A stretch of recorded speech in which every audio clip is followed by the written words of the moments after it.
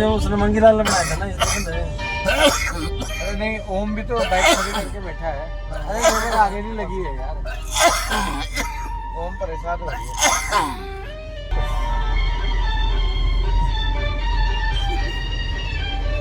Feeling आ रही है ना, ये फीलिंग आ रही है अभी। पहाड़ों की फीलिंग।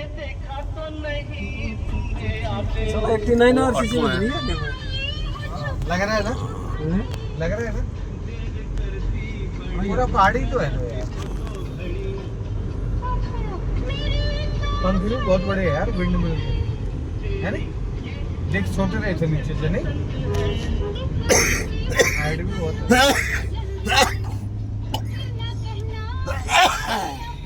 बहुत अच्छा जोर तो मतलब मुझे सारा है पड़ा